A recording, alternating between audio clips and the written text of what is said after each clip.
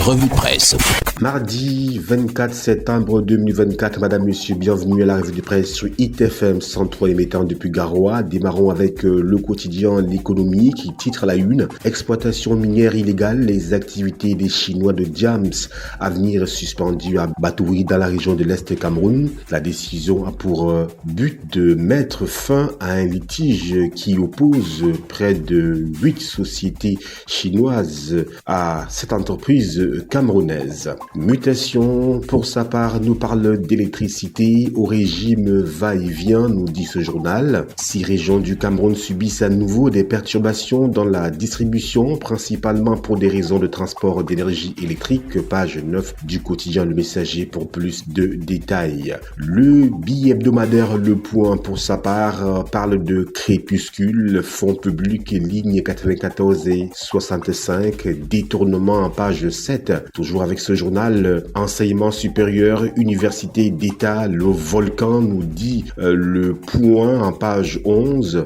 Outre le dossier de la dette académique qui fait des gorges chaudes chez les enseignants et le non-paiement de la prime de modernisation qui fait désormais planer l'ombre d'une année blanche, il y a des centaines d'étudiants bloqués ainsi que de masters qui annoncent des mouvements électriques au sein des campus. Le Point étale donc tout dans cette édition. Le jour, exploitation de l'or et du fer, l'État négocie des conventions minières avec 4 entreprises. Les travaux entre l'État du Cameroun et les sociétés Camines A et autres respectivement pour l'exploitation des gisements de fer de Govayan, de Ntem et de Djoum 3 dans la région du sud et d'or des Bibimi dans la région du nord ont démarré à Ebolova le 19 septembre 2024, page 5 du quotidien Le Jour.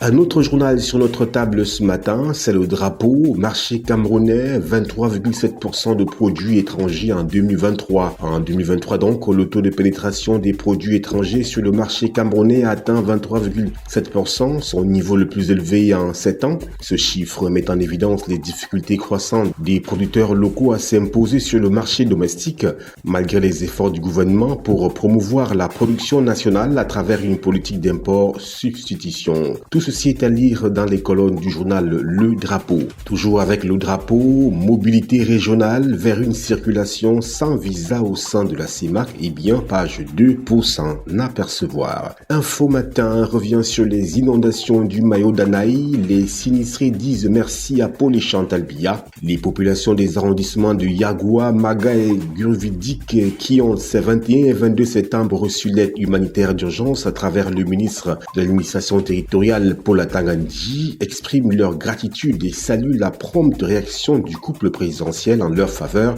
à la page 3 du quotidien Info Matin. Terre Promise Hebdo, pour sa part, revient sur l'actualité extrême nord. Atangandji, un messager du président.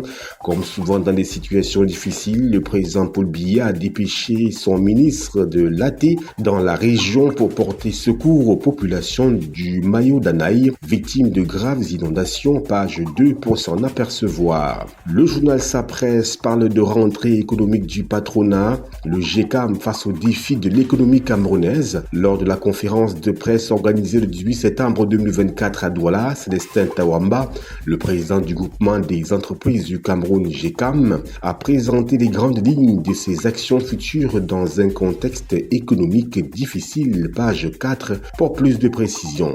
Le quotidien Réalité Plus, pour sa part, nous convie au conseil des chefs de police d'Afrique centrale, le patriarche Martin Balangele aux commandes, le ministre d'État Ferdinand Gongo inaugure la maison du policier d'Afrique centrale, page 3, 4 et 5 de cette édition. L'Aigle du Sahel parle de la VINA avec de sous-préfet ONI. Eh bien, comment cela se fait? Direction le journal L'Aigle du Sahel. Menaces et intimidations de l'autorité administrative dans l'arrondissement de Vina. Le sous-préfet Mahama Salissou, de plus en plus désavoué par la population. Un chef de village menacé et confié à la gendarmerie pour avoir soutenu les écoliers de son village. Une femme battue à domicile par le sous-préfet. Une menace de soulèvement populaire est à lire, bien évidemment, à la page 5 du journal L'Aigle du Sahel. Toujours avec l'Aigle du Sahel, nous sommes à Kousséri. Panique totale, nous fait-on savoir, avec la montée des eaux du fleuve Logone, c'est-à-dire en page 5 de cette édition.